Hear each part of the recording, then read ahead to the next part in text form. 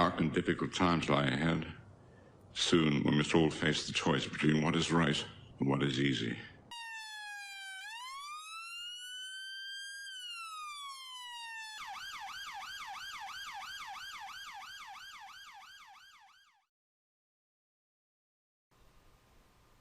Political correctness. The avoidance of forms of expression or action that are perceived to exclude, marginalise or insult groups of people who are socially disadvantaged or discriminated against. Now, is political correctness safe for the rest of us? I don't think it is. I think political correctness that was designed to pander and subdue the feelings of certain minority groups is actually causing a threat to everybody else. Now, I put a video out the other day, I'll link to that in the description below, about the acid attacks in London, Hackney, on the 21st of June 2019. And within that report, I mentioned and pointed out how nobody wanted to disclose a full description of the offenders. And when I say nobody, I mean the Sun, the Mirror, the Mail, even the news channels, Sky News, BBC News and ITV News, either failed to report on the event completely or failed to give a full description. I therefore phoned the Met Police and spoke to what sounded like an African accent police officer who got a little bit triggered when I was asking him for details of the ethnicity of the offenders. Yet the police, in all of the reports that I found, said that the police or detectives are appealing for witnesses. But how can anybody be a witness or perceive themselves as a witness if they don't know who they're looking for? It doesn't make sense. And how can we be safe in a world where the police and the government and the newspaper tabloids, newspaper channels fail to give a full and accurate description of an offender simply because it might upset somebody? I find that highly dangerous, and I think that all of our safety is in jeopardy by this whole political correctness thing. For example, this here is the Mail Online. This one was actually published, this particular article is after the event. This isn't the actual event article that I went through in my original video. I didn't want to rehash that information, so that video link will be in the description. You can go and check that link after this video. But this one was posted on the 23rd, and it talks about how the victim, this guy is a black guy, how the victim posts a update on Snapchat vowing to take revenge on the people who attacked him. Now, had the police actually given an accurate description, and there were witnesses because the whole event was caught on a camera, okay? There was a vehicle involved, which on the camera, the police should have been able to clear that up enough to be able to see the number plate. But for the police not to give a description of the attackers, a clear and accurate description of the attackers, and let's say it was racially motivated. I don't know the reasons behind this attack, but let's say it's racially motivated, for example, and I don't know what race these guys are or where they come from or what they identify as, as in whether they identify as African or whatever it might be. If the police gave an accurate description, then people could be on the lookout. The attackers could very well have been out looking to attack similar people. So if you was one of the people, for example, that these attackers were looking for or may have been looking for, you could have been sitting in your car. Two people could have come up to your window and you wouldn't have known any different. You might have just thought that they were asking directions or whatever it might be. Whereas if you knew what these people looked like and you heard it on the radio or whatever, and a couple of people came up to your window, you could do your window up and get the fuck out of there. But no, the police, yet again, pandering to this whole I class as socially unacceptable political correctness, which leaves the rest of us open to danger. Again, you see this article, this is the second article about the event. You see here, this is the video. Now you can quite clearly see that the attackers running off are brown skin, they're not white. But yet nobody, actually, apart from one place that I found, nobody discussed what colour they were. Now the police may turn around and say, well, it's quite clear in the video footage, but if you're driving your car and you hear it over the radio, you can't see any footage, can you?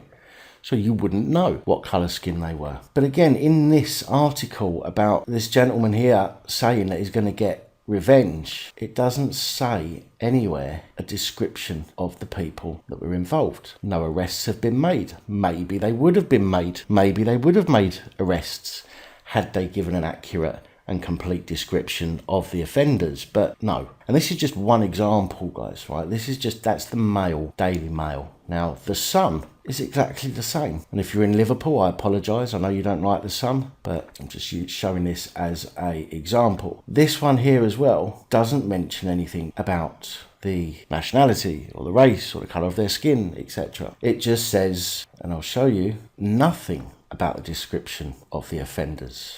Nothing at all. Doesn't even tell you, even omitting the issue of their race or ethnicity, there is no indication of what they were wearing. And this is in the Sun. The Mirror reporting on the same incident here. 2 men in their 20s have been rushed to hospital. Again, nothing regarding a description. Just says the force says no arrests have been made in Hackney. Police were investigating hours earlier. A man had substance thrown over him by 2 men in burqas in Walthamstow, East London. It happened around 6:30 before the attackers fled in a car. But there was nothing here about description. And the Evening Standard, 3 men injured in separate acid attacks within hours of each other in East London. Police are hunting for 2 men wearing burqas. 2 men were also injured in a second incident near Hackney Downs. The pair in their 20s were found suffering from burns by police and paramedics. Scotland Yard said no arrests have been made. Nothing here about a description yet. The man was taken to East London Hospital for treatment. There have been no arrests. Anyone with information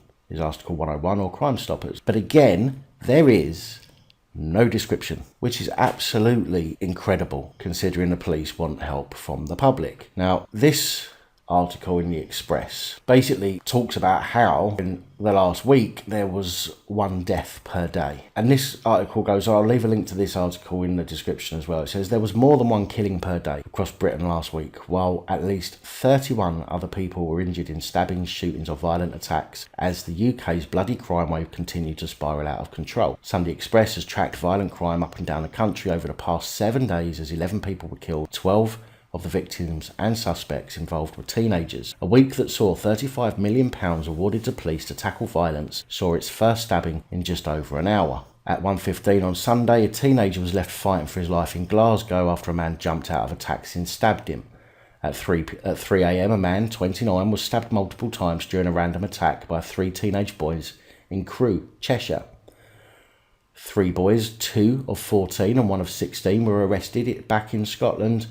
At 6 p.m, police cordoned off the Burbank Centre, Hamilton, after a man was stabbed. Detectives in London, already investigating a series of stabbings and shootings, responded at 9:40 p.m. to reports of gunshots fired on the Tulse Hill estate in South London. A 17-year-old male was found in critical condition. This is getting ridiculous. And the problem is, this could happen to anybody. This could happen, and I'm not trying to scare you, but this could happen to you. It could happen to me. Could it happen to a member of any of our families or friends simply going about their normal daily business? Now, I appreciate most of these attacks are probably motivated. There's probably a reason behind them. Lots of gangs still about, and they have these gang wars, etc., or drugs and stuff like that. But this could still happen to anyone. And for the police and the government to continually pander due to political correctness and hurty words, acts and statutes and all the rest of it are leaving us in danger. No matter who we are, no matter where we come from, if we don't know who we're looking out for, how can we remain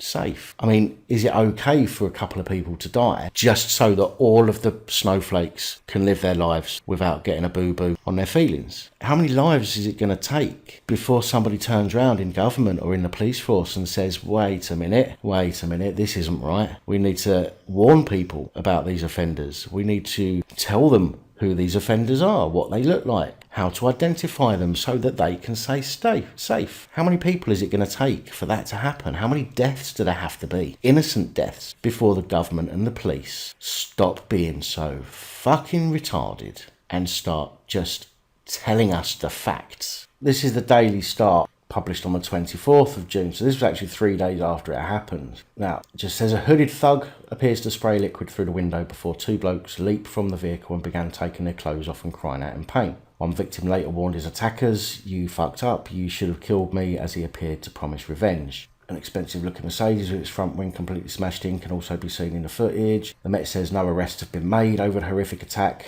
Earlier on Friday, a man was walking on Walthamstow High Street just after 6:30 a.m. when two men wearing burqas chucked a substance over him.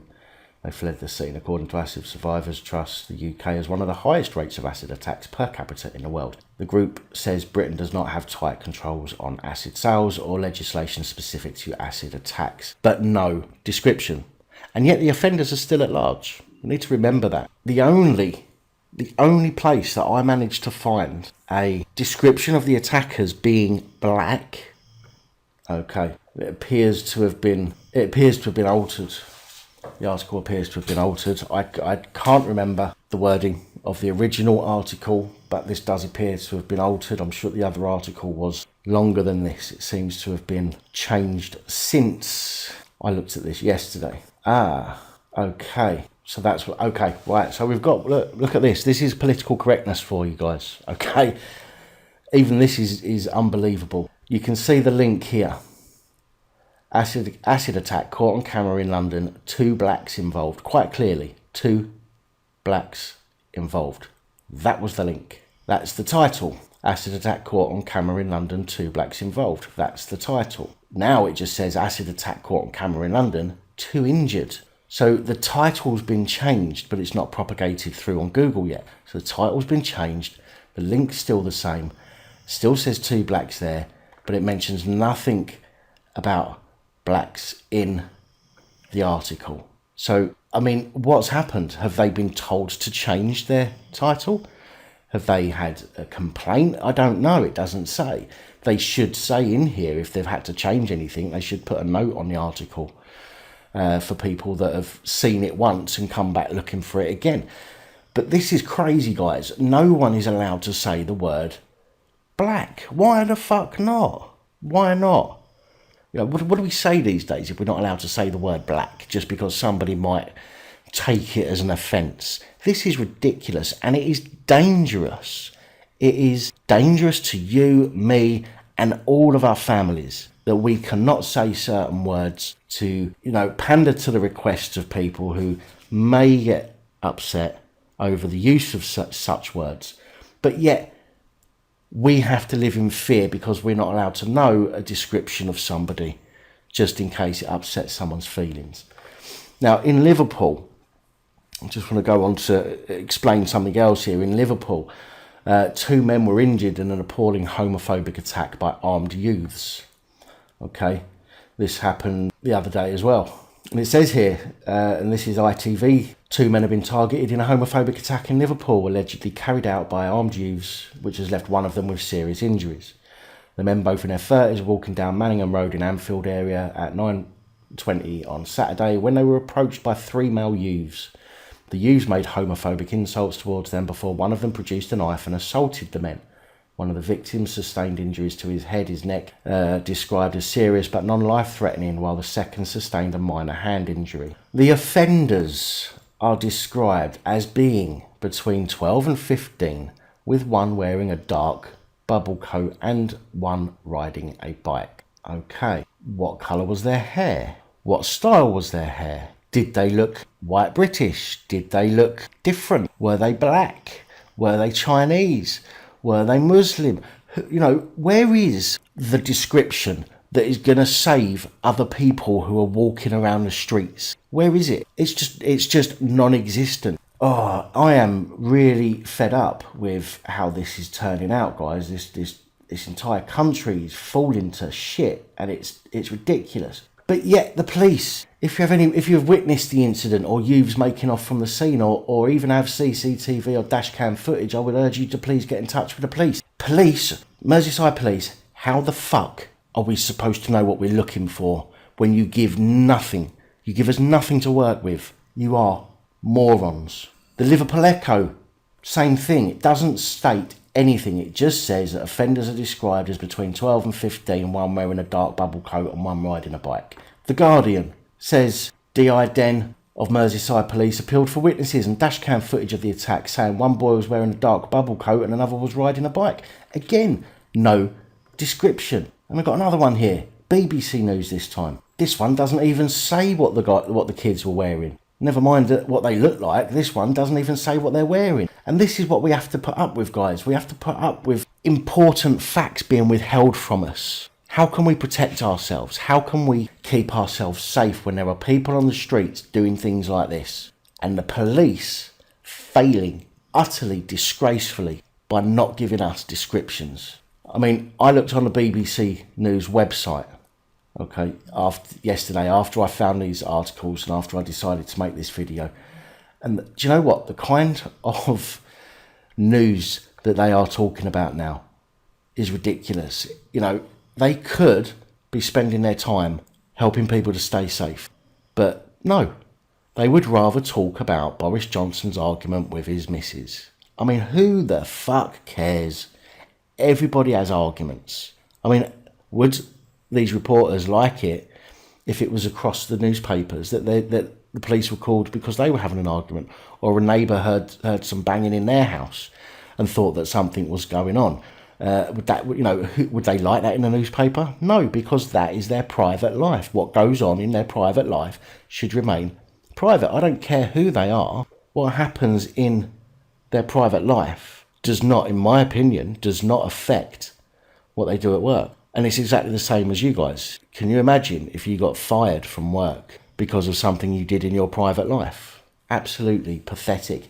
And yet it makes news. Nobody gives a fuck whether someone's had an argument in their private dwelling or not. Unless, which it wasn't, but unless it was something serious. I mean, the police were called, the police turned around and said there's nothing going on, and they left happy. So why are the papers and the media reporting on things like that when we have kids being stabbed, kids having acid thrown over them, and they could be spending their time giving descriptions, they could be spending their time pushing that story and making sure that other people are safe, and so that we can try and help track down the offenders and get them put away. I don't want people like that on the street, and I know you guys don't either. It's exactly the same as the other newspaper and news outlets. I mean, ITV News, I put in Hackney acid attack. ITV News haven't even reported on it. ITV News have not even reported on the acid attack. Look, Hackney acid attack. These are not from recent times. So it's absolutely crazy. So political correctness is actually dangerous, in my opinion. It's a serious danger to the normal everyday person. Information is withheld. Vital information is withheld. Information that we need to remain safe, to remain vigilant, and to protect our families. Whether the offenders are black, white, pink, fucking purple with yellow polka dots, who gives a shit? As the authority, or as the authorities, you have an obligation to keep the public safe. You have an obligation to allow us to be safe, and by withholding vital information because of political correctness is a danger, and in my opinion is only going to lead to more injuries, attacks, and possibly deaths. So that's just my rant on this whole political correct bullshit. I mean, they're quite happy to say that the people that got attacked in Liverpool were gay, but yet they're not prepared to say, and by the way, I'm not saying that the youngsters that attacked the gay people in Liverpool, I'm not suggesting that they're not white British, because, you know, white British kids and adults do all sorts of horrible things too. But it's just the fact that the police are omitting vital information, which they need to stop. They need to be open and upfront. And until they do, I honestly believe that the risk level for all of us has gone up. It's incredibly high now. And until we're able to protect ourselves by knowing the facts of the situations, then I think it's a case of having to keep looking over our shoulders. So there we go. Rant over. Do apologise, but I had to get that off my chest. Guys, I love you all. Thank you so much for being a subscriber and following the channel. You know, I love doing the videos, and I love interacting with you all in the comments or when I do my live sessions. And you're also interactive as well, because so many of you get into the comments, and you know, and we have discussions and we, you know, exchange comments and stuff, and I can't thank you enough for all of that. So thank you from the bottom of my heart. I love you all. I'll see you in my next video. Good night, all.